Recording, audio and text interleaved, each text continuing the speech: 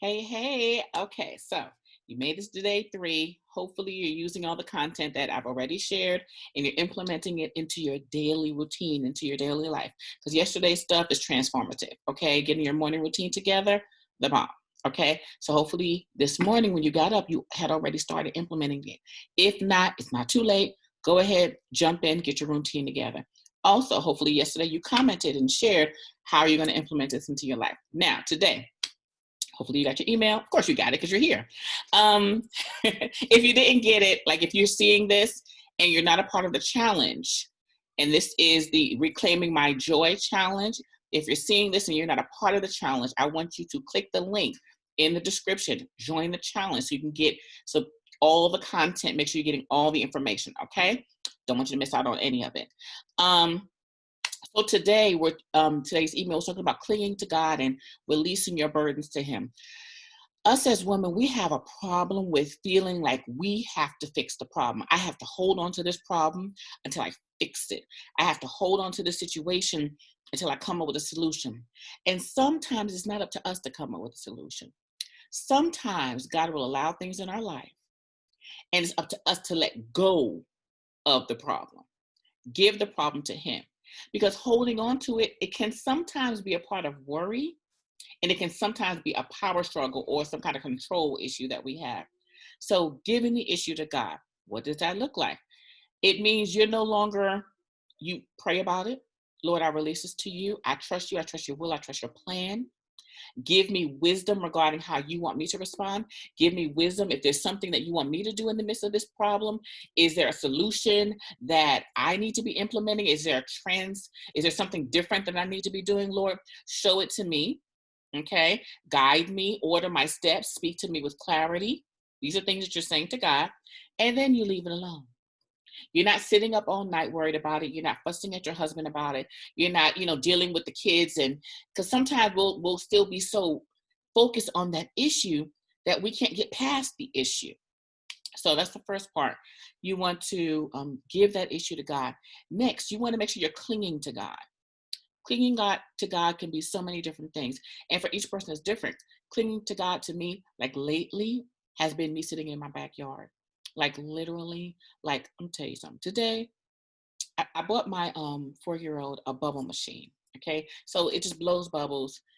Who knew this was gonna bless my socks? Who knew the bubble machine was gonna bless me? Not because it keeps her occupied. Literally, I'm in the backyard, and being in the backyard is new for me because I'm a city girl, and being in nature and stuff doesn't work for me. But I was in my backyard. We had just planted some flowers and everything, and I was sitting in the chair, and I had another chair with my feet up, and I was just watching. Not the girl. The girls thought I was watching them, but I was watching the bubble machine, and I was watching the bubbles. And I mean, I was just sitting there, not mesmerized by the bubbles, but watching it was so soothing. Like all of the tension and frustration and anxiety and torment that's been going on in my mind, in my emotions, and in my spirit, it like evaporated. And I was able to like sit quietly and just hear God. So to me, that's part of my clinging to God, getting to a still, quiet place so that I can settle myself and hear Him and experience His peace and experience His calm. Like it was amazing. It got to the point where I was like, okay, let's refill the bubble machine back up because we need to yeah, y'all come on back. Let's play these bubbles some more. I mean, it was just amazing to me. So clinging to God for you could be listening to gospel music.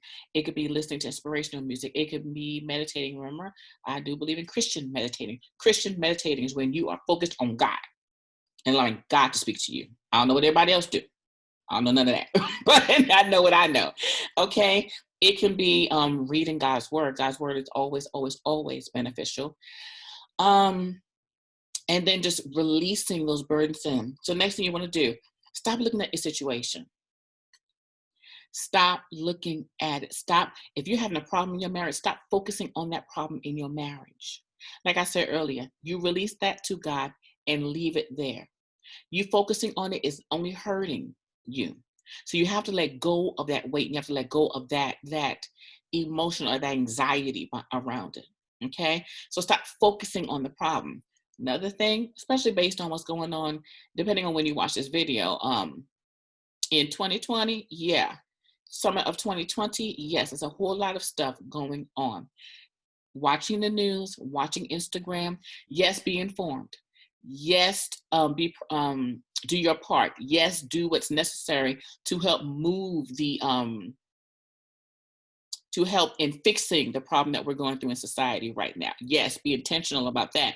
But sitting there on your phone all day, scrolling, scrolling, scrolling, you will lose your mind.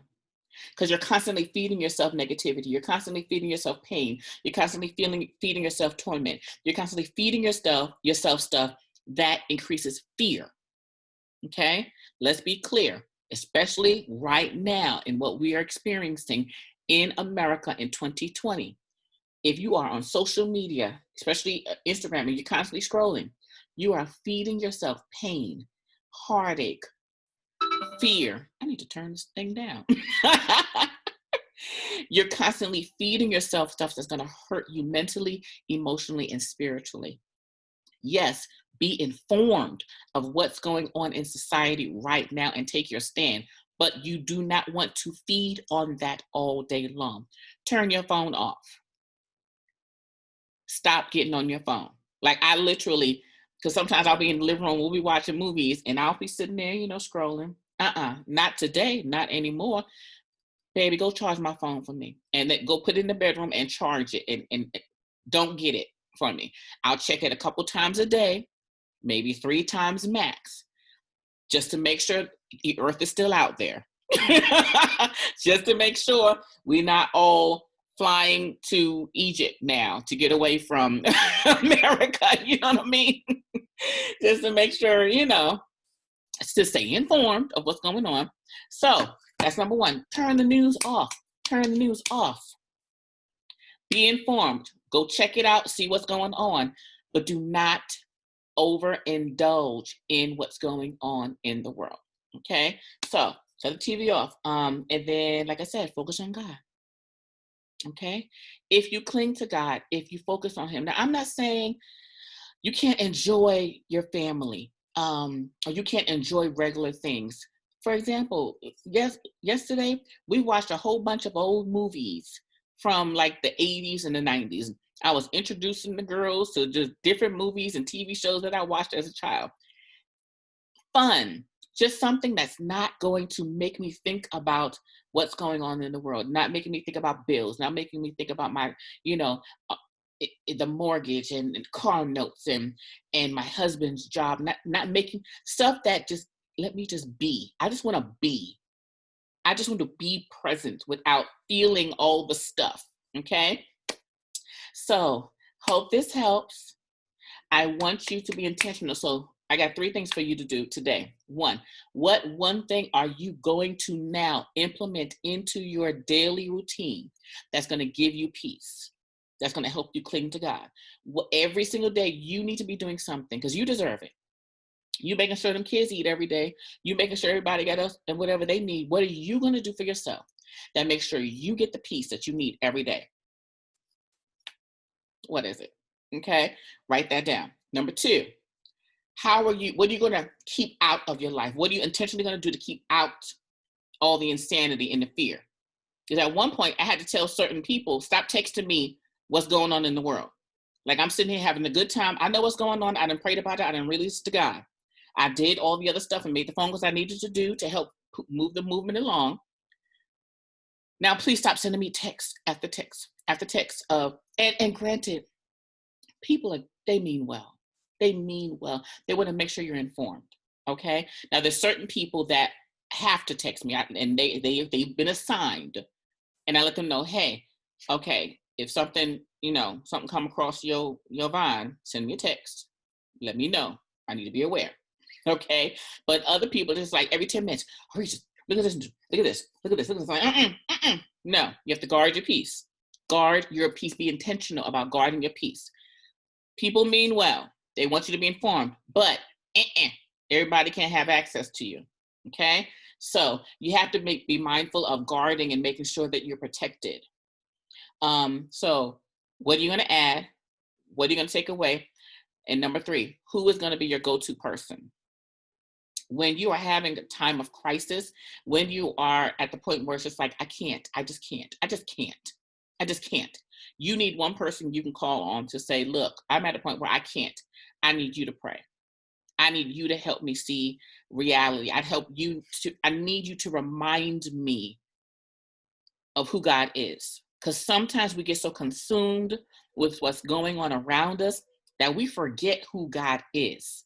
And why do I say we forget who God is? Because we're so focused on fear. When you are scared and walking in fear, you are thinking, or you are somewhat saying that this item is something that might be too big for God. Okay? You're subconsciously saying it.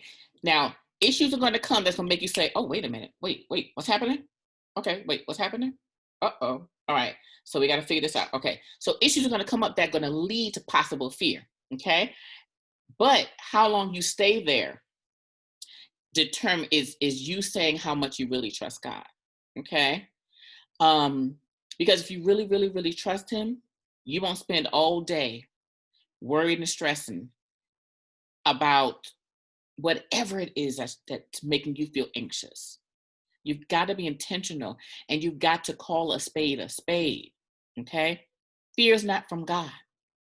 Therefore, you must cast it back to the pits of hell where it's come from. Okay? So, did I give you all three things? What are you going to add for your peace? What are you going to take away to guard your peace? And who's that person you're going to call on and say, hey, pray for me. Hey, remind me how good God is. Hey, let's have a praise party. Hey, testify of God's goodness. Okay? So do your homework, comment below. I want you to share. What are you going to do? What are your three things? All right? And tag me. Facebook be tripping sometimes. So sometimes it doesn't like notify me when people comment. So make sure you actually, you can tag me. Just tag at Connecting Love and Marriage or at Aretris Hollins. All right. Make sure you have a blessed day. Stay blessed. Be safe. Guard your peace. All right. Have an amazing day, ladies. Love you. Bye.